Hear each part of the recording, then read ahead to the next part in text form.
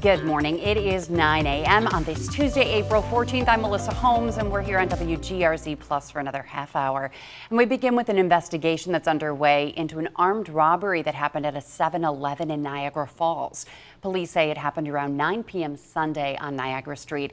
An employee told them that someone wearing a ski mask pulled out a rifle and took money from the cash register before running off. We have not gotten any word on whether anyone was arrested. And we're working to learn more about a shooting that police say happened at the Mandela Market on East Ferry Street in Buffalo early Monday morning. Buffalo police say that 2 people walked into Buffalo General Hospital. A woman had been shot in the leg and a man was shot in the arm. The circumstances surrounding their injuries are still unclear, but if you do know anything about what happened, you're asked to call 911. Buffalo Common Council Majority Leader Leah Halton-Pope says that she is excited for the opportunity to represent the city of Buffalo and Albany following her nomination for the New York State Assembly. Over the weekend, the Erie County Democratic Committee officially chose the Ellicott District Councilwoman to serve as its candidate to replace the retiring Assembly Majority Leader Crystal People-Stokes in the 141st District. 2 Side learned that the Erie County Republican Party is not running a candidate in that race, so unless an independent candidate enters, Halton-Pope will likely enter the November election uncontested. Going back to the state in this capacity with the knowledge that I have of municipal government and the needs that the city of Buffalo has financially, and finding a way to make sure that we take care of individuals. A lot of the resolutions that I've put in, a lot of the legislation I've worked on need state intervention. And so I'll be able to actually implement with the help of my colleagues in the Senate and then also in chambers in the Assembly should I make it there. And if Halton-Pope does go to Albany, it remains to be seen how the Common Council would go about replacing her. Well, a member of the Ryan administration is walking back her resignation. Danielle Roberts stepped down after 3 months working as the Ryan administration's Community Services Commissioner. Roberts was working 2 full-time jobs at the same time. She never left her executive role at the YMCA when she was appointed to be Mayor Sean Ryan's in his cabinet in December. A city spokesperson now tells 2 Side that Roberts will now remain in her role as commissioner and work exclusively for the city. As we head into road work season across Buffalo, crews are getting ready to hit the streets to repave them, and the mayor rolled out the city's paving plan, laying out where the work will be happening this season. And Daybreak's Natalie Foss joins us from downtown with what's on the list and how the city is using some new technology to pinpoint exactly where work is needed. There are a large amount of road projects that are on the docket for this year, including right here on Linwood Ave. There's also Lower Terrace and plenty of other smaller streets throughout the city of Buffalo. Now, with this announcement, the city has also announced a new partnership that'll help when creating their plan for 2027. Working with a company called Civil, which uses LiDAR technology to track and map the condition of pavement to give the city a better idea of projects that are needed. The partnership will cost about $400,000 and is mostly covered by a grant that the city received as part of the Safe Streets program, which focuses on making sidewalks ADA accessible. Yesterday, Civil explained how their technology works. Use LiDAR technology, which is 3D laser scanning. It's the hockey puck looking thing you see on the sensor. What that is doing is creating a full 3D representation of the roadways down to the ½ centimeter. And then we use that classic Google Street View imagery, a 360 camera as well, to understand where all the cracks are. Then as the cars are driving around, we're able to use AI, computer vision, to automatically detect the roadways, the types of cracks, the length of the crack, and everything else you can see. The city has also made an interactive map where you can check on the status of any road work. So if there's road work happening on your street, you can find it there as well and see when it's completed as well. We have a link for that on our website, WGRZ.com. On your side in Buffalo, Natalie Foss, Channel 2 News.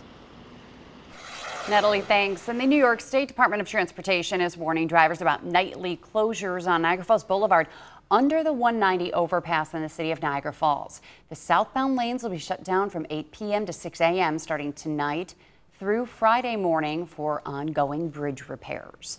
And then the NFTA is asking riders to speak up to help shape the future of public transit in Western New York.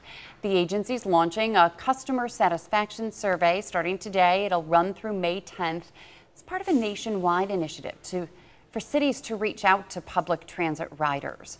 The survey is voluntary and anonymous with 19 questions designed to be quick and easy. Officials say the feedback will help improve service reliability and accessibility while also comparing the NFTA to other transit systems across the country. Well, the family of Buffalo refugee Nurul Amin Shah Alam is expected to speak publicly for only the second time since his passing in February. They say they want to give an update on how they're coping with his death. They're also expected to talk about ways to seek accountability for those responsible for his passing. As we've been reporting, the death of Shah Alam has been ruled a homicide by Erie County medical examiners. He was found dead back in February, just days after being released from the Erie County Holding Center and dropped off by Border Patrol agents at a closed Tim Hortons. Shah Alam's family is expected to speak at 6 p.m. at the International Community Center in Buffalo, and we'll bring you what they have to say on Channel 2 News at 6 and also streaming as well. And now it is 9:06, 63 degrees out there. Time for a look at the forecast with Patrick. And it's kind of sunny out there right now, but we're not done with the rain just yet. Don't think so, no. We've got one more line of showers here that is getting ready to, hold on, let me help Sumi turn the computer on. That will move through between now and let's say 10:30, and that should be about it. So again, this is, you can see this is kind of starting to congeal into one line of thunderstorms that will likely be, let's see, it's now 9:10. So, you know, within the next hour, this is going to push through pretty quickly. Moving through Toronto right now, you're going to have another wave. And then some of these showers and thunderstorms moving through Buffalo. It looks like about 9:45, 10 o'clock this morning. Right now it's dry, but again, those showers and storms are getting close. Also up towards Hamilton. And again, these will be here in about 30 minutes or so as they get a little bit closer. Notice Future Look takes the rain east of the area quickly so that by lunchtime, it's now raining in the Finger Lakes, and then it pushes east. For the rest of the day, it should be generally quiet with the exception of the southern tier where there's still room for a couple of thunder showers this afternoon. And then overnight tonight, Kevin O'Neill will be here tomorrow morning tracking some rain coming through early in the morning, and that'll be pushing off to the east and leaving us a lot of dry time again tomorrow. However, as we head towards tomorrow, late in the day, evening, more showers and a few thunderstorms rolling through, especially for the southern tier. And then another round Wednesday night into Thursday morning. Again, notice a couple of wave after wave with lots of dry time in between. And it seems like right now the timing is such that a lot of the rain is coming overnight. Today, upper 60s, low to mid 70s.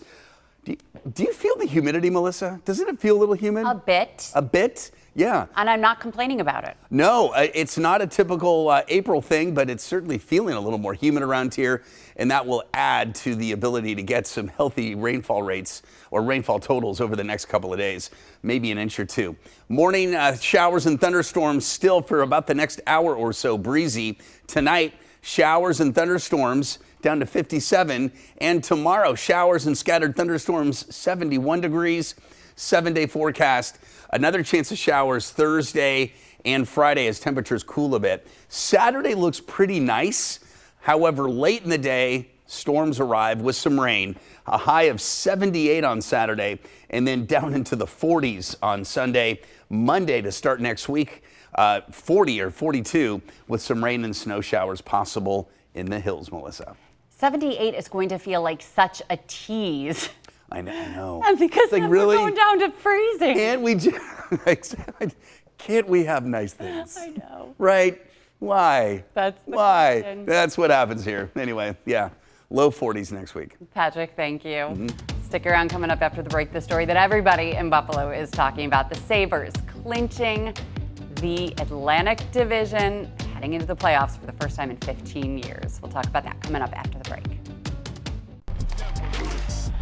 Welcome back, everybody. It is time to talk Sabres. Let's start with a fun fact. Do you guys know the last time that the Sabres, the Bills, and the Bandits all clinched playoff spots in the same season? No. Well, it's got to be 93. I was going to say 90. No, it was 2000. 2000? Yeah. But that's still 99. 26 That's still years my ago. guess, but yeah, wow. Yeah, Oh, that's it's a long been time. that long. And not only have the Sabres clinched a playoff spot, but they are now division champs. They're going to be able to raise the banner to the rafters next season at KeyBank Center. It's going to be really fun to see. And so Rob's joining us now to talk a little bit more about the Sabres push for the playoffs, trying to get tickets, what we know about fans who couldn't get tickets, and what the plans are for them to party in the plaza before or after the game, and all that good stuff. What's going on? Yeah, it'll be nice to add some new attire to that side of the arena too. The Bandits have been dominating the past couple of years, but yeah, they'll be putting up that new banner in KeyBank Center, ready to close out the season on Wednesday against the Dallas Stars. They'll have to make a little room up there first. The last time the Sabres won their division, the Atlantic didn't exist. It was the Northeast Division. You can see it right there on the right of your screen. The team was also using the old Buffalo Slug logo, the logo of my childhood, or at least middle and high school. The Sabres not giving Tampa or Montreal a chance to steal things away either, winning 5-1 last night against the Blackhawks, and getting a little help as well from the Red Wings, who defeated the Lightning. The Sabres are returning to the playoffs as well for the first time in 14 seasons, getting KeyBank Center ready for the playoffs. We've seen a banner go up on the exterior windows. The playoffs start on Saturday. We're not sure when the Sabres will play quite yet, but we heard from head coach Lindy Ruff, Tage Thompson, and Rasmus Dahlin after the game. They're all excited. They had a new hat on, some new attire as well, but they're hoping that this division title leads to a lot more.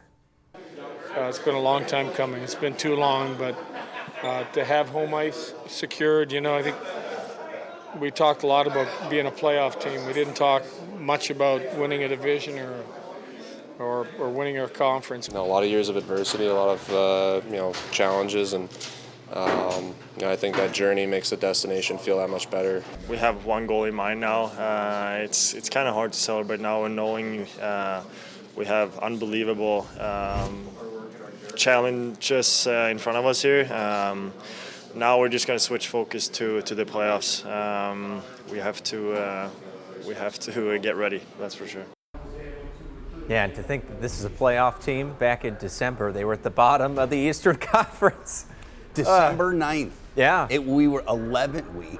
The Sabres were like 11-14-3. I mean, it's the run. 39 of 52 to get to this point. That is the most. 9 wins of 52 games. No, that has got to be ranked one of the top during that time, that amount of games. It is, I believe. Yeah. In the NHL's history. Honestly, we got to look at that. 39 and 8, something like that. Well, what's 39 minus 52 minus 39? 13.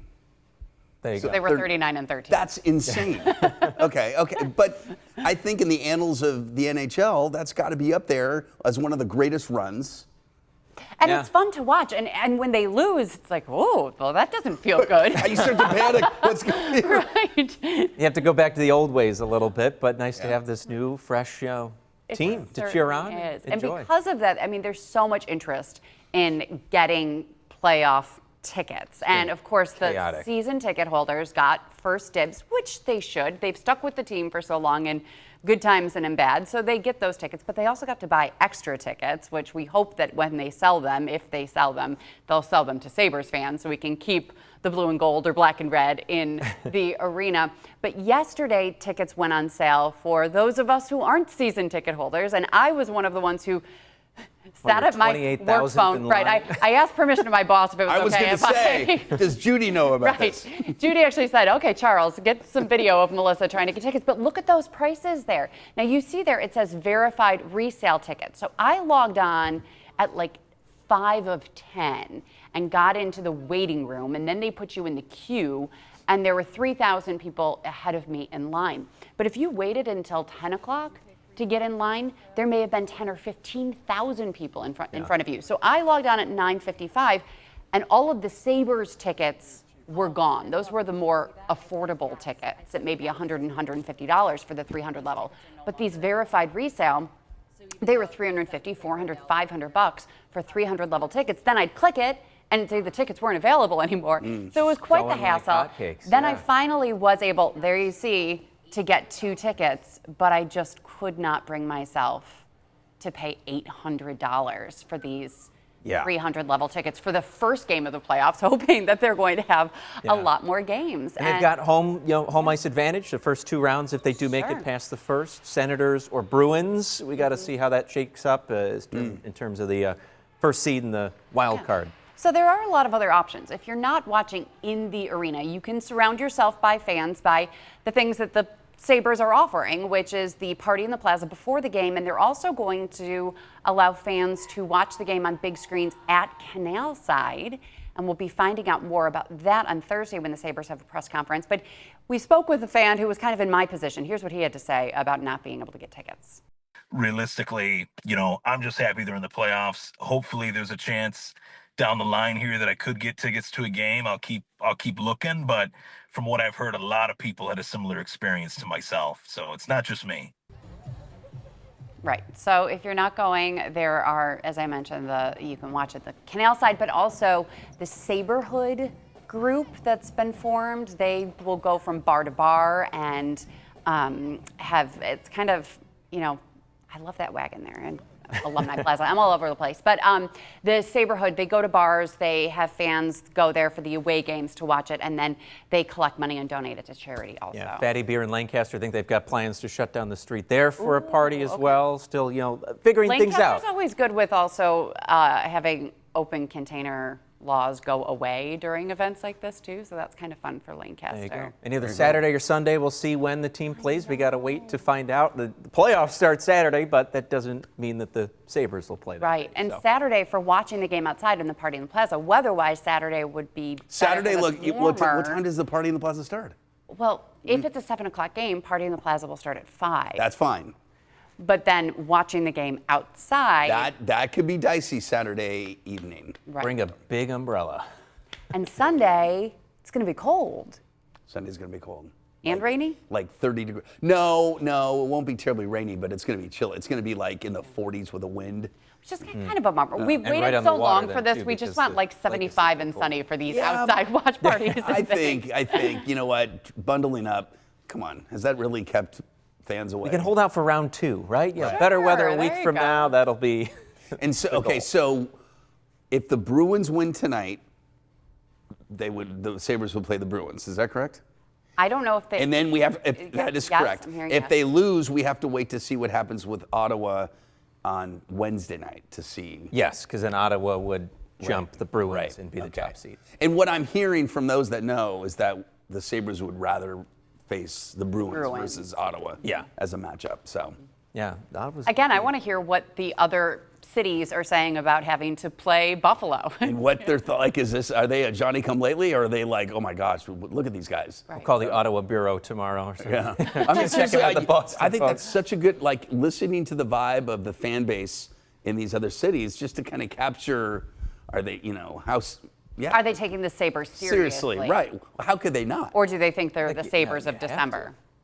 So. But, yeah. But clearly they haven't been since We they're haven't been 39 slipping. for 52. No, but I guess they could say, if that same team can play like that, maybe we can revert the Sabres to those old days. But there's been no evidence of that. They lose 2 in a row, and you're right, that just doesn't happen. Yeah, our ceiling is so much higher. 10-game winning that the streaks, basement's 5-game winning streaks, 4-game. up. Right, exactly. So. Hey, by the way, the NFL draft is also coming up. What is it when? For the Bills, Buffalo? Next week. We have a football team. End of the month. Yes. We have a football team? We have a football team. I didn't know that. We have this guy named Josh Allen. Bills have 7 overall picks in the draft, including number 26 in the first round. Everyone wants to know, will they pick a wide receiver or just the best guy on the board? So there's a lot of uncertainty this year when it comes to the direction that Brandon Beane may go.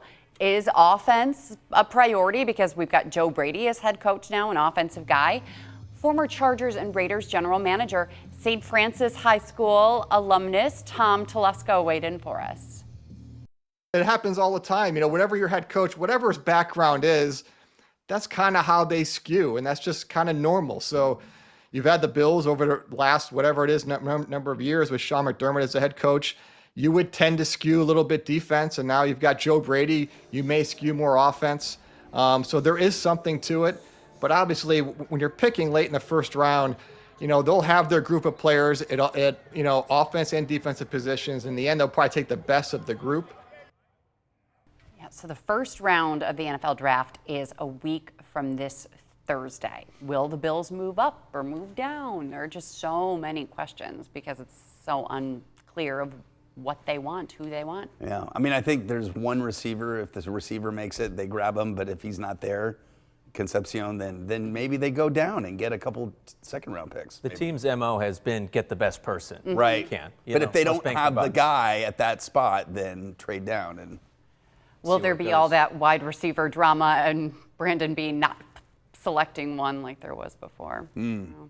Hope not. Who knows? And you were saying 2000. When was the last time we had Bills and Sabres overlap and like Bandits. this? I mean, the Bandits have won 7 in a row, and they play this Friday or Saturday. They've already clinched. Yeah, Saturday. I believe. Yeah, Saturday. Yeah. So, by the way, remember yesterday we were talking what happens if there was a concert planned for KeyBank Center during the playoffs? I had someone write me who has some inside knowledge, and he said that the concert would be postponed or moved and not a Sabres game or a sporting event during the playoffs. As it should be. Exactly. Can you imagine Barry Manilow fans against Sabre fans going at it? Fight. Hockey fights, Right. A different kind. That's how they'd actually figure it out. They'd pit Barry Manilow against what other Sabres play. All right, cage Rob, match. thanks for joining us for this coverage. We've got a lot more on Daybreak coming up right after this. Stay with us. Team Legends finalist is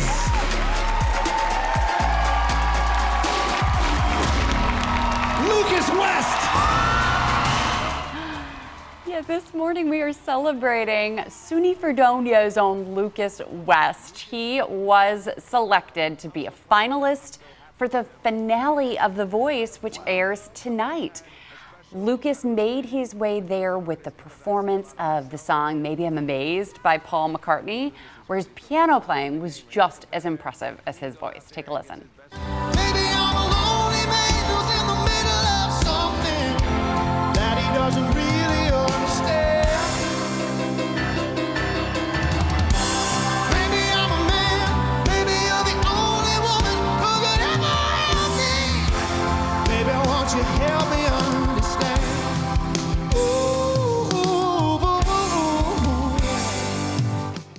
So Lucas was one of 9 semifinalists, and now only 4 finalists are performing tonight in the Battle of the Champions, the finale. A winner will be decided. Normally it's with America voting, but this time it's not. It's an audience of Voice super fans and former contestants like Western New York's own Joshua Vacanti. He was there to be in the audience. So you can watch Lucas West tonight at 9 p.m. right here on Channel 2. And he's on Team John Legend, and John said last night that he loves Lucas so much because he reminds him of himself and the piano playing skills.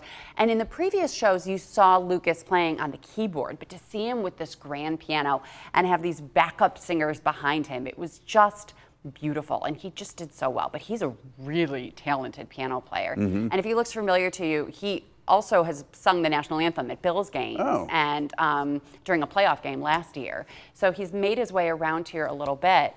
But, we've got Cammie Clooney, Joshua Vacanti. Sydney Sterlis made the finals last year. She's now 16 years old. So she made it the furthest yet. But to have a Western New Yorker possibly win The Voice, it would be really, really exciting. How far did Vacanti make it? Do we remember, quarterfinals?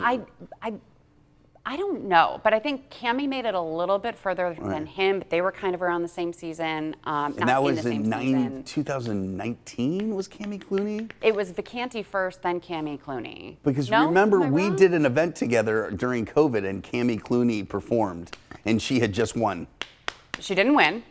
She had just been on the show. I remember that. Well, she was for the Variety Telethon, but that wasn't during COVID. You and I did an event together, and she was there, and she wasn't feeling well. Yes, with you're her right. mom. And she was there with her mom during COVID. And so that was during COVID. So she performed then. That was Make-A-Wish. It was Make-A-Wish. Because they had to do it virtually. That's right. So she performed. Virtually. And she did, and despite not feeling well, I remember that, and she did great. So anyway, so her performance was the year before, which was 2019. See? Very good. I care about the dates. I don't care if you want to. No, she was amazing, and Mr. Vicanti I was too. can't wait to hear, though, what song Lucas West. I know, that's what I was thinking. Does he sing multiple songs? Will he sing with John Legend? And I also like that the audience is full of people who know music also. Right. And so it's not like you've just got kind of Joe Schmoes who have a favorite who are, you know, voting out of popularity rather than actual talent. And I love the fact that, he's kind of gone old school with more traditional, you know, classics. His blind audition was Hey Jude, and then he did a Billy Joel song that was, his rendition was phenomenal. Gave me chills. So he's. God, I wonder what he does. I don't know. What's the Beatles song that? Oh, you know, that one. Never mind. I'll tell you later which one I'm thinking of. What's that Rolling Stone song? That one song, that one hit? I have it in my head and I can't think of it. I'll let you know. Bye, everybody. We'll have the highlights from The Voice tomorrow. What's the Beatles song?